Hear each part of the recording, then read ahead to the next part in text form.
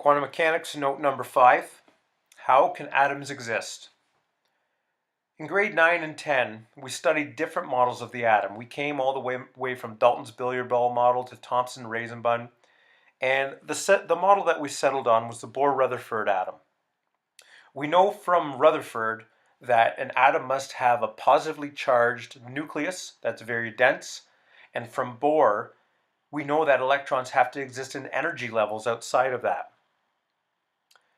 This is what we worked on in grade 9 and 10 and know a little bit about those energy levels. But there is a problem with this model. We know that from this course, if you have a charged object and you accelerate it, it has to give off light. Here, if the electrons are going in circular motion around that nucleus, if they're charged, that means they're accelerating. Here, the electrons in a Bohr-Rutherford model have to be giving off light. If they're giving off light, they're going to lose their potential energy above that nucleus, and they're going to spiral into the nucleus, causing the atom to collapse. So if the Bohr-Rutherford model was the correct model, every atom in the universe should be collapsing as we speak. As you look around, atoms are actually not, in fact, collapsing. So we need a new model to explain how an atom can exist. Let's try a few different scenarios. If accelerated charges are the problem, maybe the electrons are not accelerated at all, maybe they're just stationary. So let's take our beryllium atom here again.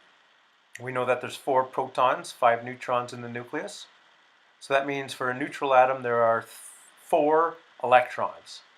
If we're going to make them stationary, they should be evenly spaced. So it'll be in a triangle-based pyramid.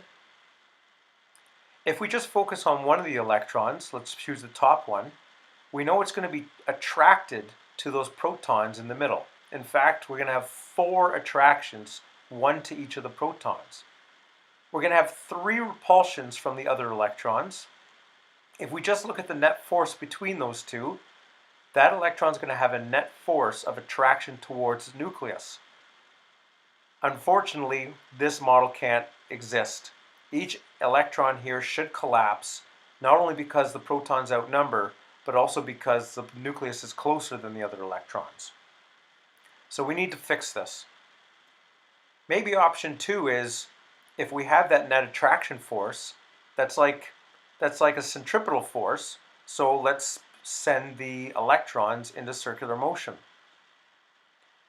But here, this just gets us back to our original problem.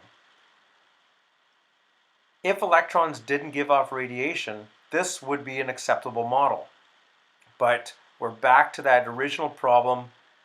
Here the electrons are accelerated, therefore they're giving off radiation. This atom is going to collapse. We need to think of something new. So maybe a temporary fix would be to grab the electrons and pinch them and stretch them out into a ring. So maybe let's imagine each electron behaving as a ring around the nucleus. The reason why this is going to help us is because as a ring spins, it actually technically is not accelerating, and therefore it won't give off radiation. So here we've drawn a ring around that nucleus. So this solves our energy radiation problem, but we know that electrons are not rings. At least we're able to think outside the box, but we haven't fully solved our problem. Well, we know they're not rings, but maybe they can behave as something similar to a ring. Remember from our last lesson, electrons can behave as a wave. We don't need to limit ourselves to thinking as electrons as particles. The only way an atom can exist is if the electrons are behaving as waves around the nucleus, not as particles. So here, if we draw that black dot as a nucleus, we can draw a standing wave. That would be one electron interfering with the wave of another electron around. You may have seen from chemistry class beautiful electron configurations and SPDF orbitals. All of those orbitals come from the interference of one electron with another when they're behaving as waves. Wherever they have construct interference, they're going to give us those probability clouds or those balloons around the nucleus. Wherever they have destructive interference, that's where the absence of those balloons would be.